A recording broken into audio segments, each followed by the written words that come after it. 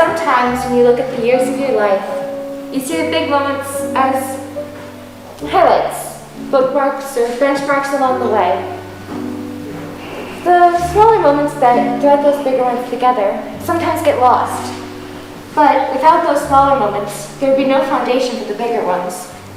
In this next scene from The Importance of Being Earnest by Oscar Wilde, we next take you to a garden where two beautiful young women who have both recently got engaged, which are big moments themselves, but they are about to discover a truth that will be even more pivotal in their young lives than even their young health.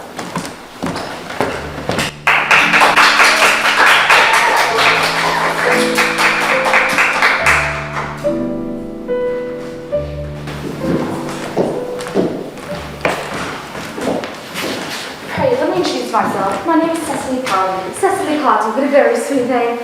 Something tells me we're going to be great friends. I like your word more than I can say. My first impressions of people are never wrong. Oh, how nice of you to like me after we've known each other for such a comparatively short time. Pray, sit down. I may call you Cecily, may I not? With pleasure. You always call me Gwendolyn, won't you? If you wish. Then it is quite settled, is it not? I hope so. Perhaps this is a favourable opportunity for my mentioning who I am. My father is Lord Bracknell. You've never heard of Papa, I suppose? I don't think so. Outside the family circle, Papa, I'm glad to say, is entirely unknown. That is quite as it should be. The home seems to be a proper sphere for the man. And once a man begins to neglect his domestic duties, he becomes painfully effeminate, does he not? And I don't like that. It makes men so very attractive. Cecily, Mama, whose views on education are remarkably strict, has brought me up to be extremely short-sighted. Just part of her system. So do you mind me looking at you through my glasses? Not at all, Gwendolyn. I'm very fond of being looked at. You're here on a short visit, I suppose? Oh no, I live here. Really? Your mother, no doubt, or some female relative of advanced years resides here also? Oh no, I have no mother, no in fact any relations. Really? My guardian, the assistant of this prison, has the honest task of looking after me. Your guardian? Yes, I am Mr. Worthing's ward. Oh, it's strange you never mentioned to me that he had a ward. How secretive of him. He grows more interesting hourly. I'm not sure, however, the news inspires me with feelings of almost delight. I'm very fond of you, Cecily. I've loved you ever since I met you.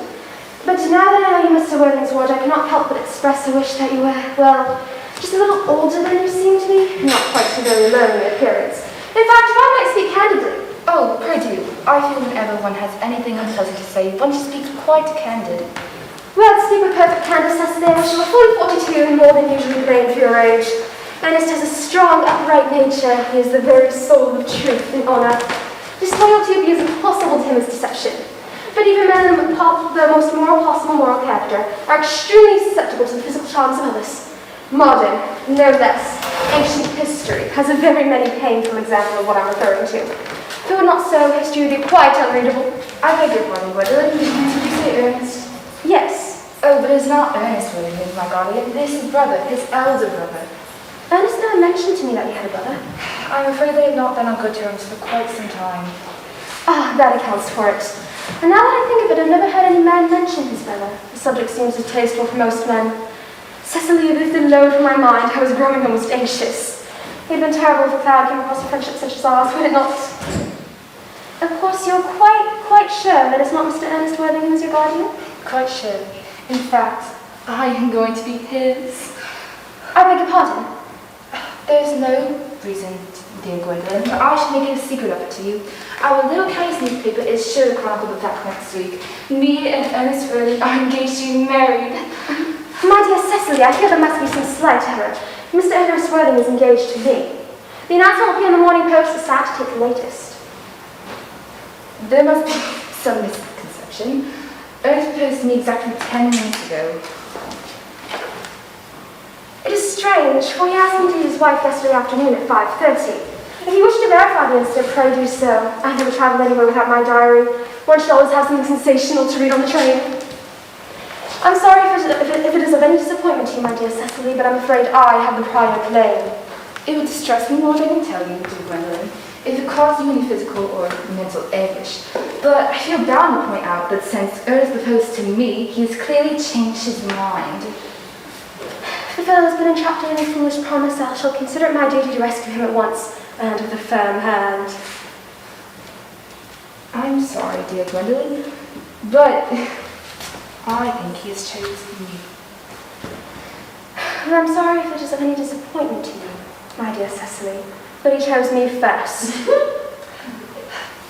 Whatever entanglement my boy, dear boy, has gotten himself into, I will never reapproach it with him after we are married. Do you believe me, Miss Cardew, is an entanglement?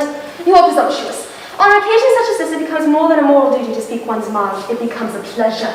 Do you suggest, Miss Fairfax, that I entrap Ernest into engagement? How dare you? There is no reason to wear the shallow masks of manners. When I see a spade, I call it a spade. Well, I'm glad to say that I've never seen a spade. It's obvious that our social spheres are widely different. Shall I tea as usual? Yes, as usual.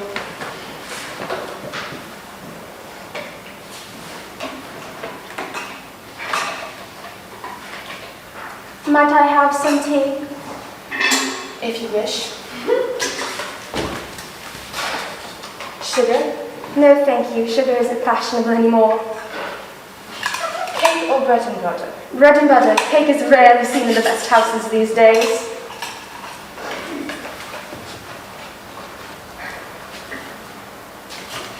Hand this to Miss Fairfax.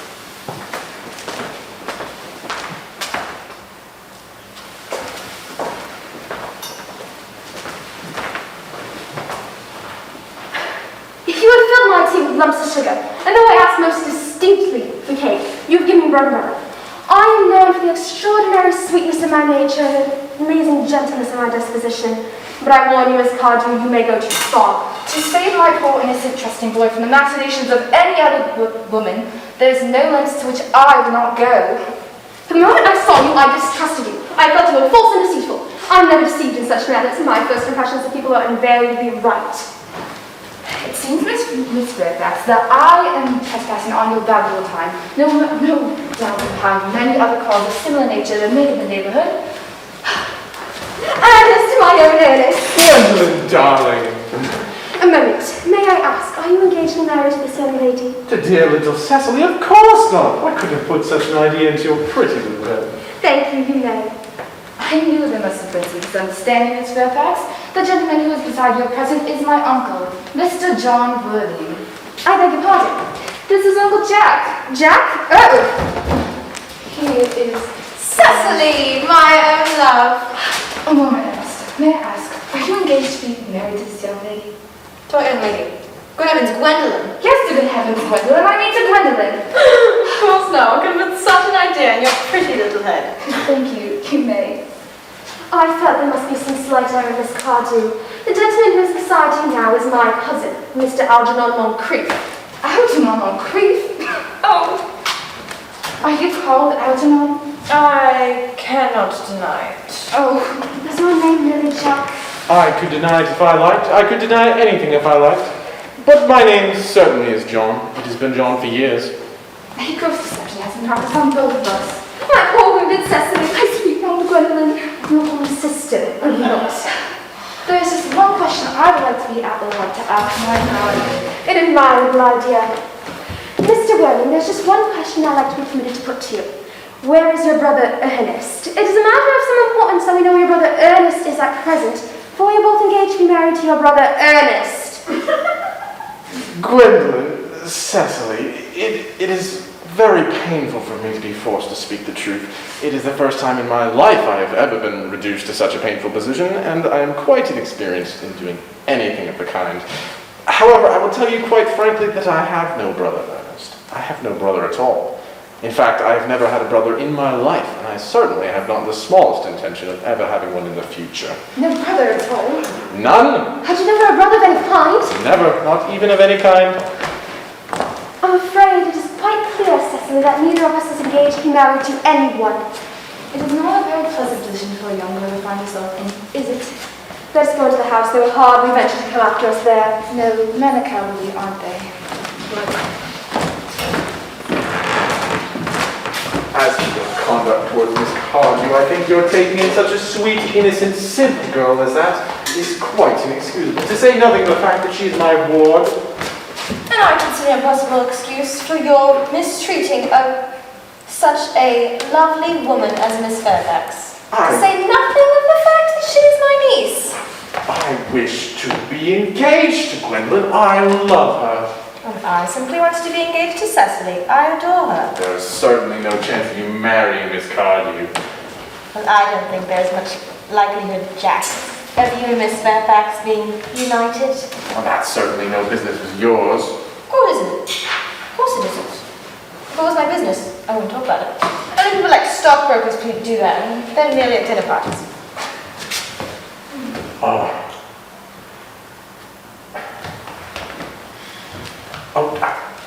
How you can eat muffins at a time like this when we're in this horrible trouble, I cannot make out. It seems to me to be perfectly heartless. Well, one can't eat muffins in an agitated manner. The butter will get on my cuffs. I think your eating muffins at all under the circumstances is perfectly heartless. Nonsense! Food is the only thing that consoles me. Indeed, when I'm really upset, as anyone who intimately knows what you tell me, the only thing that consoles me is food. At the present moment, I'm eating muffins because I am unhappy. Besides, I'm particularly fond of muffins. There's no reason for you to eat them all in that greedy manner. Oh, I wish you wouldn't. I suppose a man may eat his own muffins in his own garden. But you just said it was perfectly heartless to eat muffins. I said it was perfectly heartless of you under the circumstances. That is a very different thing.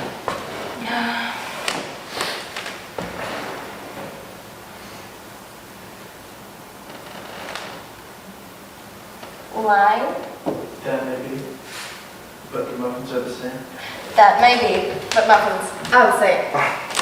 Gee, I wish to goodness you would go. You can't possibly ask me to go without having some dinner. Besides, I just talked to Mr. Dr. Chasuble? Yes, to be christened at 5:45. Dear fellow, the sooner you give up this nonsense, the better. I made arrangements myself this morning to be christened with Dr. Chasuble at 5:30, under the name of Earnest, naturally. Gwendolyn would wish it. Besides, I have every right to be christened if I like. I have found no evidence that I've been christened by anybody. I think it extremely probable I never was, and Dr. Chasuble agrees. It's entirely different in your case. You've been christened already. Yes, but I have not been christened in years.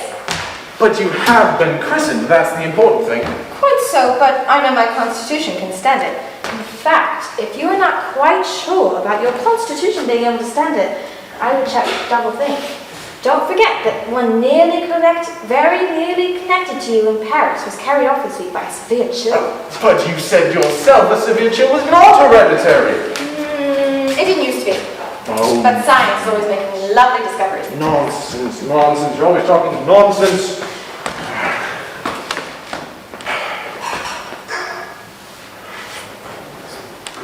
Good muffin.